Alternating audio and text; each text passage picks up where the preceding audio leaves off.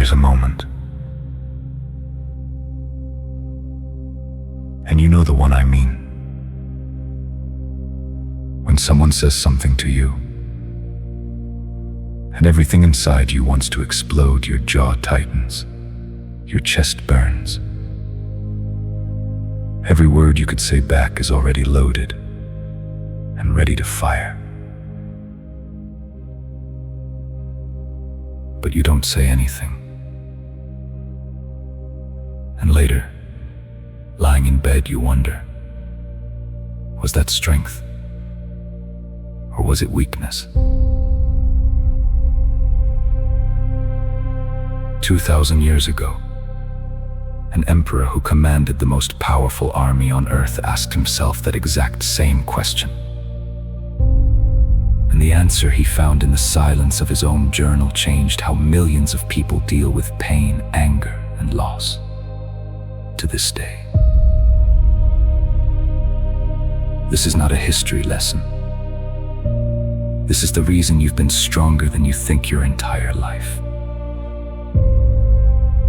And there's a second story in this video about a man who lost everything in a single afternoon and made one decision that most people who tell his story leave out. It's the hardest thing he ever did. We'll get there. Most people think Stoicism means not feeling anything.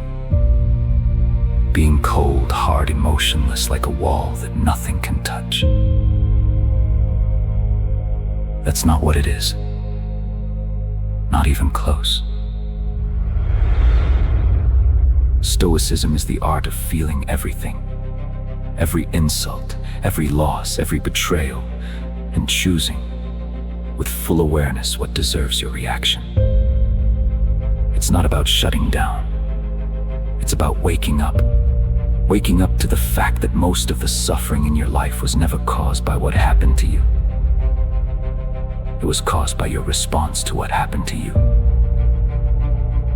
And that distinction, as small as it sounds, is the most powerful idea any human being has ever had. Think about it. Right now, somewhere in the world, two people are going through the exact same situation. The same loss, the same rejection, the same betrayal. One of them will be destroyed by it. The other will walk through it and come out on the other side somehow, stronger. Not because they're built differently, not because they don't feel the pain, but because they understand something about pain that the other person doesn't. That understanding has a name. It's over 2,000 years old. And it was forged, not in a university, not in a temple, not in a palace, but in the worst moment of one man's life. The people who carried this philosophy across centuries were not monks hiding from the world. They were emperors leading armies into battle, slaves whose bodies were broken by their own masters. Soldiers watching their brothers die, senators standing alone against tyrants. They lived in the fire, and they found, inside that fire, something that most people spend their entire lives looking for, without knowing what to call it. Inner peace. Not the kind you find on a meditation retreat. The kind you find when everything around you is falling apart and you realize, with absolute clarity, that you are not the chaos. You are the stillness inside it. That is what Stoicism actually is. And here's what I want you to understand before we go any further. The people who mastered this, Marcus Aurelius, Epictetus, Seneca, Zeno, they were not superhuman. They were not born with some gift you don't have. They were broken, flawed, afraid, angry, just like you, just like me.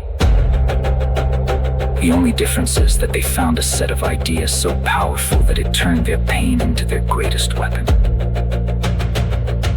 By the end of this video, you will have those same ideas, not as abstract concepts, not as history, as tools you can use tonight. The next time someone disrespects you, the next time anxiety grips your chest at 2 a.m., the next time you lose something you thought you couldn't live without. And once you see it, once you truly understand what the Stoics understood, the way you respond to pain, to silence, to loss, to the chaos of being alive, will never be the same. This is the philosophy that turned slaves into the most free men who ever lived, that turned an emperor with unlimited power into a man who wrote, in secret, that the only real power is the power over your own mind. This is not self-help. This is not motivation. This is something far older and far more dangerous than that. Let me show you where it began.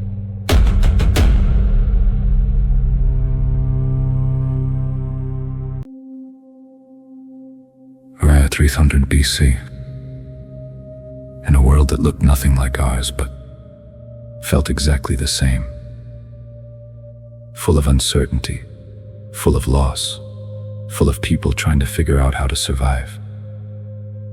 There was a merchant named Zeno. Zeno was not a philosopher. He was a businessman. He traded in purple dye, one of the most valuable commodities in the ancient world. He had spent years, maybe decades, building his fortune, ship by ship, route by route, deal by deal. Everything he had, his wealth, his security, his identity, his future, was loaded onto a single vessel crossing the Mediterranean. And somewhere between Phoenicia and Athens, the sea took all of it. A storm, one storm. That's all it took. The ship went down, the cargo was lost, and Zeno, the man who had everything when the sun rose that morning, had nothing by the time it set. No money, no inventory, no insurance, no backup plan, no home to go back to. Just a man standing on a foreign shore, soaking wet, watching the ocean swallow his entire life. Now, I want you to pause here, because this is not just a story from 2,000 years ago. This is a feeling, you know. Maybe you didn't lose a ship, but you lost something. Something that felt like everything at the time. A relationship you thought would last forever. A job you built your identity around, a person you loved who left without explanation. A version of yourself that you can never go back to. And in that moment, that specific moment when you realize it's gone and it's not coming back, there are only two paths. Most people take the first one. They collapse inward. They blame the world. They replay the loss over and over, torturing themselves with what could have been, what should have been, what they would do differently if they could go back. Zeno took the second path. He walked into Athens, a city he barely knew, with nothing but the clothes on his back. And instead of looking for a way to rebuild what he had lost, he did something that no one expected. He walked into a bookshop, and he picked up a book about Socrates. But reading about Socrates wasn't the hardest part. The hardest part came later. A decision Zeno made that most versions of this story skip entirely, because it's uncomfortable. We'll come back to it. Right now, you need to understand what he found in that bookshop.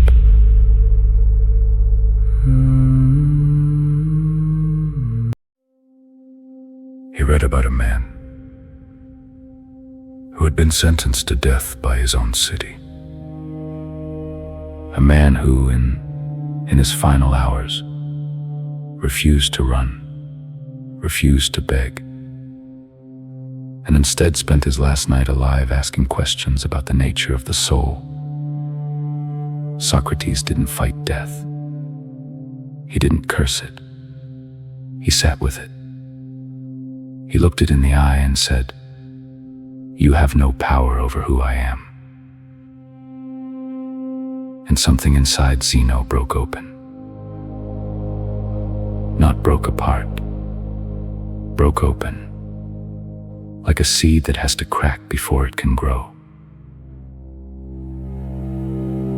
He realized, standing in that bookshop with nothing to his name, that he had spent his entire life protecting things that were never truly his. His money could be taken, his cargo could sink, his reputation could vanish. But there was one thing, one single thing, that no storm, no thief, no god, no emperor could ever take from him. His mind, his ability to choose how he responded to what happened to him. That was his. That had always been his. And he had never even noticed it because he was too busy guarding everything else. He found a small porch in the center of Athens, a covered walkway the Greeks called a sto. And in that sto, with no money, no credentials, and no plan beyond the truth he had just discovered, he started teaching. His idea was simple, and it was devastating. You cannot control what happens to you. The ship will sink. The person will leave, the body will fail. The world will take from you everything it has ever given you. That is not a possibility. That is a certainty. But you can control one thing, the one thing that matters more than all the rest combined. You can control how you respond. And that single distinction between what is yours and what is not is the difference between a life spent suffering and a life spent in power. He didn't create Stoicism despite losing everything. He created it because he lost everything. The philosophy could not have existed without the shipwreck. The wreckage was not the obstacle. It was the raw material. And here's the part that reaches across 2,000 years and touches your life right now. Whatever you've lost, whatever storm hit you, Zeno would look you in the eye and say the same thing he realized in that bookshop. The loss is not the end. It is the beginning. The only question is what you are going to build with what remains. But building it required Zeno to do something first. Something most people never do when they're in pain. We'll get to that.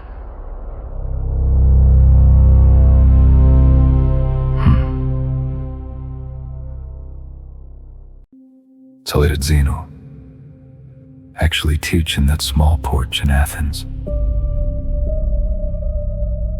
What were the ideas so powerful that they survived the fall of empires, the burning of libraries, and 2,000 years of history?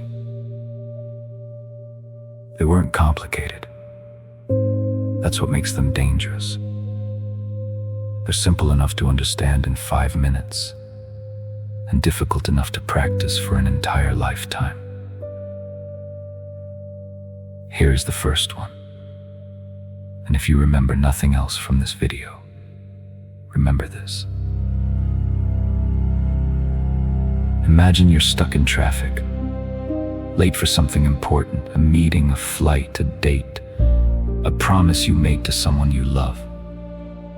Your hands grip the wheel, your jaw tightens, your mind races through every worst-case scenario. What they'll think of you, what you'll lose, how this is going to ruin everything. Now, stop and ask yourself one question. the question every Stoic has asked for over 2,000 years. Can I control this? Can you control the traffic? No. Can you control the other drivers? No. Can you control whether you arrive on time? No. Can you control how you experience the next 10 minutes of your own life? Yes. Always yes.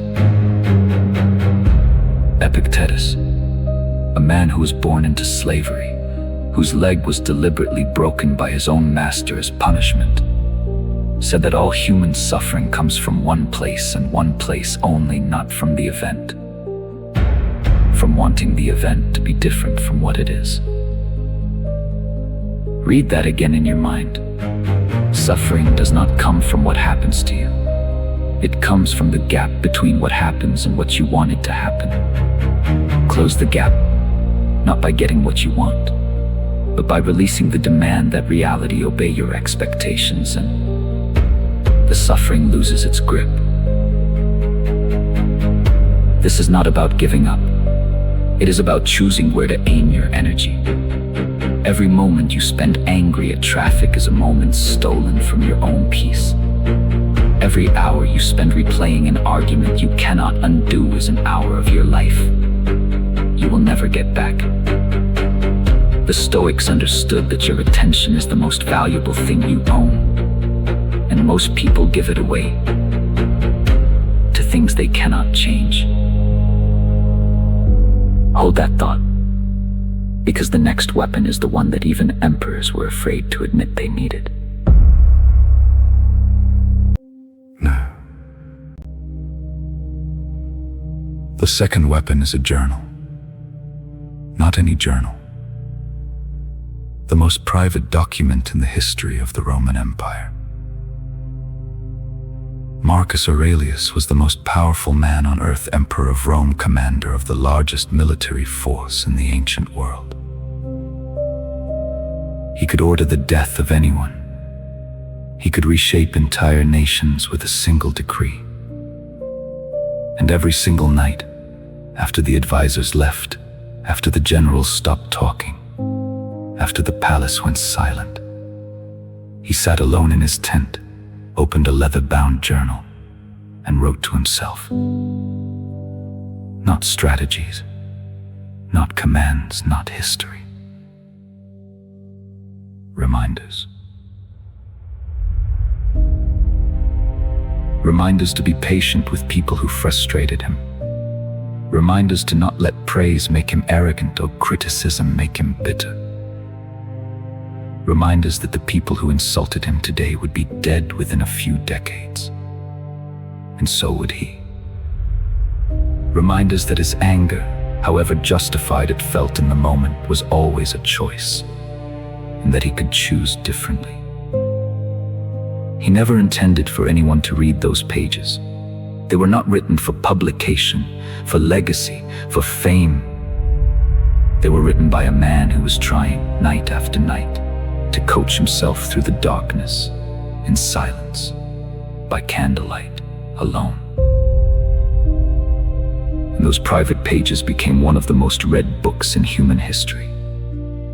We call it Meditations. And inside it, there are 2 lines, just 2, that contain the entire philosophy in a single breath. We'll get to them, but not yet. The third weapon is the one that separates Stoics from everyone else. And it will sound, at first, like madness. Every morning, before the sun rose, the Stoics would sit in complete stillness and deliberately imagine the worst things that could happen that day. The death of someone they loved, the loss of their health, the destruction of their home, the betrayal of their closest friend. They called this practice premeditatio malorum, the premeditation of evils. Not to be pessimistic, not to live in fear, the opposite, to kill the fear before it could be born. Because fear is not created by the event itself. Fear is created by the shock of the unexpected. Remove the shock by facing the possibility before it arrives. and fear has nothing left to feed on. This is why a Stoic could receive devastating news and respond with calm, while everyone around them collapsed. They had already lived through it, in the silence of their own mind at dawn. They had already sat with the worst. They had already felt it, accepted it, and let it pass. The shock was gone. The only thing left was the response. I know this sounds strange, maybe even a little dark, but stay with me, because this next part is not theory. This is something you can test tonight in your own bed in the dark, alone with your own thoughts. Before you sleep, try this, close your eyes. Picture the thing you are most afraid of losing. The person, the job, the health, the stability. Whatever it is that you guard most fiercely. Let it be gone. Not forever. Just for 60 seconds. Sit with the emptiness. Feel it. Don't fight it. Then let it go. Open your eyes and notice something strange. You're still here. You survived it. In your mind, you already lived through the worst. And you didn't break. The next time life actually tries to take it from you, and it will, because life always does, you will not be surprised. You will not be shattered. You will respond. Not react, respond. Because you've already been there, and you know the way through.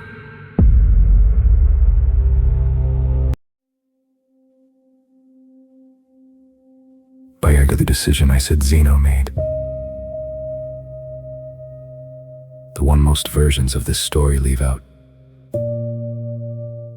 After the shipwreck, after the bookshop, after everything broke open inside him, Zeno had one more choice to make. He could have spent the rest of his life angry at the sea, blaming the storm, telling anyone who would listen the story of everything he lost. Instead, he made the harder choice. He never mentioned the ship again, not in his teachings, not to his students. He didn't build his philosophy as a reaction to his tragedy. He built it as if the tragedy had simply been the door, and once he walked through it, he stopped looking back at it. That's the part historians almost never emphasize. Zeno didn't just survive the loss. He refused to let it become his identity. And that's exactly what apatheia really means. Not pretending the storm didn't happen, just refusing to keep living inside it. Now I want to stop talking about history. I want to stop talking about emperors and slaves and ancient Athens. I want to talk about you. Because here is something I know about you. And I know it because you're still watching this video. People who don't feel deeply don't search for videos like this. People who aren't carrying something heavy right now don't click on a title that promises them they can become unbreakable. You're here because something in your life pushed you here. And that something, whatever it is not a sign of weakness. It's a sign that you're paying attention. So let me ask you something. Have you ever been in a conversation where you knew, with absolute certainty, that you were right and you said nothing? You let the other person win, not because they convinced you, but because you realized that winning the argument would cost you more than losing it. So you swallowed your words and you walked away, and the world looked at that and called it weakness. Have you ever watched someone take credit for something you did? Your idea, your work, your effort, and instead of fighting, instead of making a scene, you just kept going. You let it happen, because making it a war wasn't worth the energy it would take. And someone watching from the outside thought you didn't notice, or worse, that you didn't care enough to fight. Have you ever received a message, late at night, from someone you trusted, that made your stomach drop? The kind of message that changes everything. And instead of exploding, instead of calling back, instead of doing what every nerve in your body was screaming at you to do, you put the phone down, you stared at the ceiling, and you carried on with your life the next morning as if nothing had happened. The world is a collection of words for people like you. Passive pushover doormat. Too quiet, too patient, too forgiving. Not enough fire.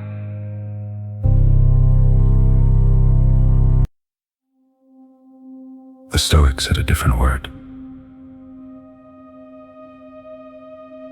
They called it apatheia, and before you think you know what that means, you don't. It doesn't mean apathy.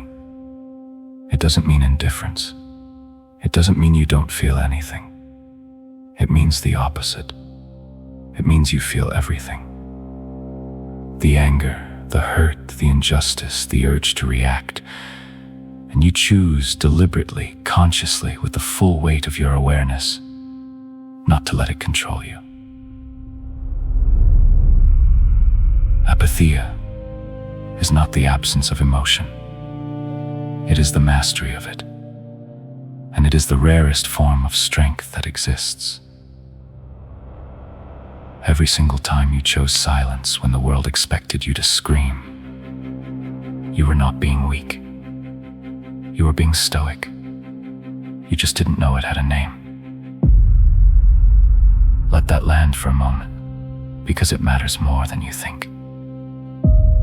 All those times you thought something was wrong with you, that you were too soft, too quiet, too willing to let things go. There was nothing wrong with you. You were practicing a discipline that emperors struggled with, that philosophers spent their entire lives trying to teach, that most people will never understand, because the world has trained them to believe that strength looks like noise, like aggression, like dominance, like fire. But the Stoics knew something the world still hasn't learned. Real strength is silent. It doesn't announce itself. It doesn't need to win the argument. It doesn't need to prove anything to anyone. It sits in the center of the storm and does not move. Not because it can't. Because it doesn't need to. There's a reason this video exists on a channel called Expansion of Consciousness. Because what the Stoics discovered 2,000 years ago was not just a philosophy. It was not just a set of ideas for managing emotions. It was an expansion, a fundamental widening of what it means to be human. Most people live their entire lives trapped inside a machine. Something happens. They react. Someone insults them. They insult back. Something breaks. They break with it. Stimulus. Response. Stimulus. Like clockwork, like an animal, like a system that has no room for choice. The Stoic breaks the machine. Between the stimulus and the response, they insert something invisible. Something that changes everything. A pause, a breath, a single moment of awareness where they step back from the fire and ask, do I want to burn with this? Or do I want to walk through it? And in that pause, in that silence between what happens and what you choose to do, you become something that no external force on earth can touch. Not because you're numb, not because you've turned off your feelings, but because you've realized something that most people never will. Your peace is worth more than their opinion. Your silence is worth more than their noise. Your stillness is worth more than their chaos. Silence is power. Not because you have nothing to say, but because you've chosen, freely, consciously, with your eyes wide open, that your inner world is not for sale, not to anger, not to revenge, not to the desperate need to be right, not to anyone. And history proves it, because the most dangerous people who ever lived were not the loudest. They were the quietest. Marcus Aurelius ruled the Roman Empire for 19 years.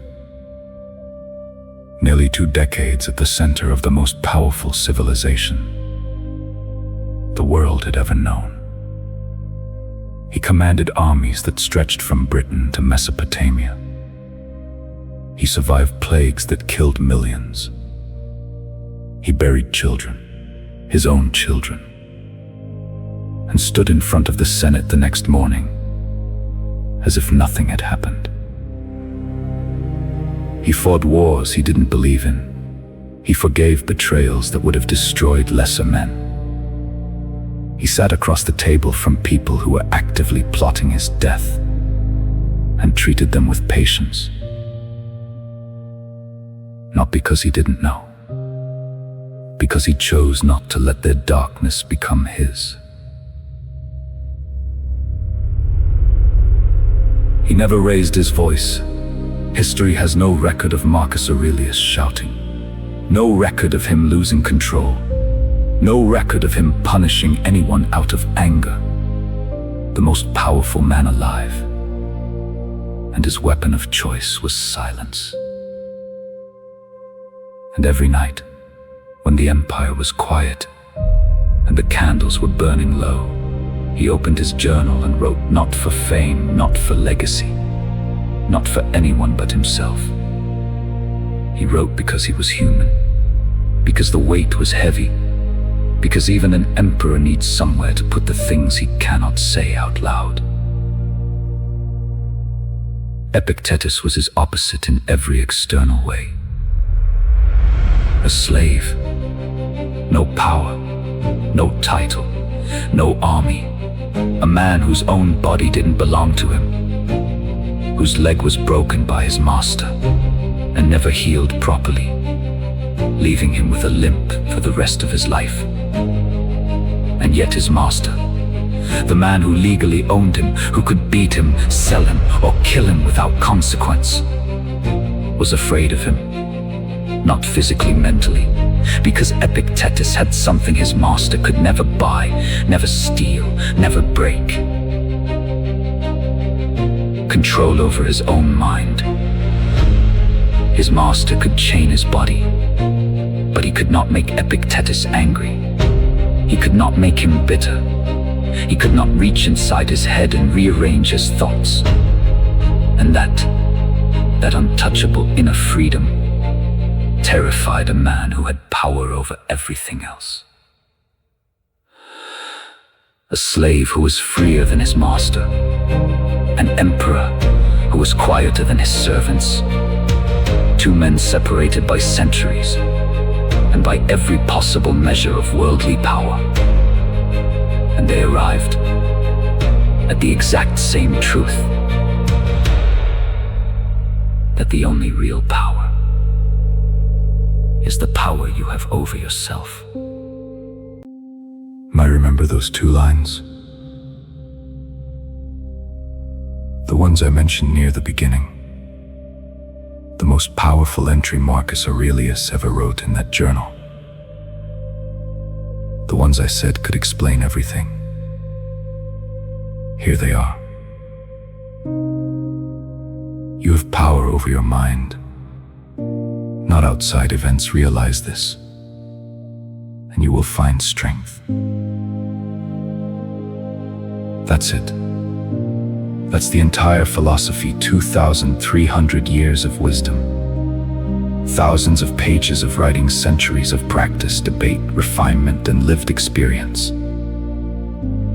And it all comes down to those 2 sentences. You have power over your mind. Not the traffic, not the economy, not what they said about you.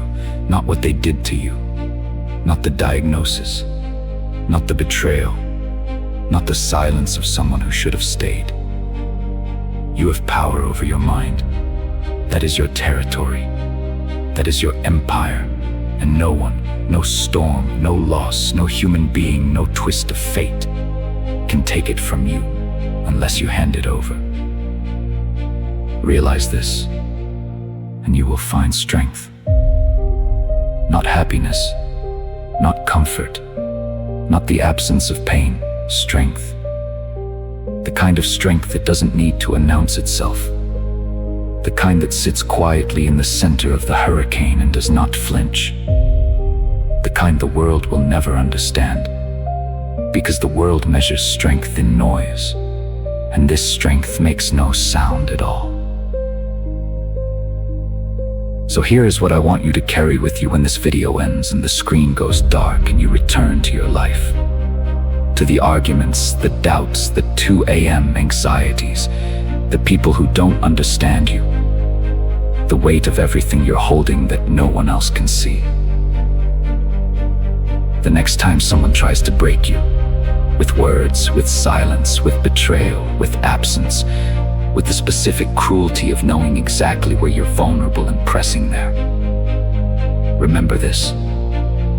You are not the event. You are the response. You have always been the response, and the response is yours to choose. The next time the world gets loud, and it will, get quiet. Not because you're afraid, not because you have nothing to say, because you've realized something that changes everything, that your peace is not negotiable, that your silence is not emptiness. It is a weapon they will never understand. But the stillness inside you is not weakness. It is the thing that makes you untouchable. You were never weak. Not when you stayed quiet. Not when you walked away. Not when you chose peace over war and the world called you soft. You were practicing something ancient, something powerful, something that emperors struggled with and slaves mastered, and philosophers spent lifetimes trying to put into words. You were stoic before you knew the word. And now you know. Silence is power. If this video found you at the right moment, if something in these words reached a part of you that needed it today, subscribe. There is more coming. And if you know someone who is carrying something heavy right now, someone who has been too quiet for too long and thinks that means they're weak, send this to them. Because sometimes the most powerful thing you can do for another human being is show them they are not alone in the silence.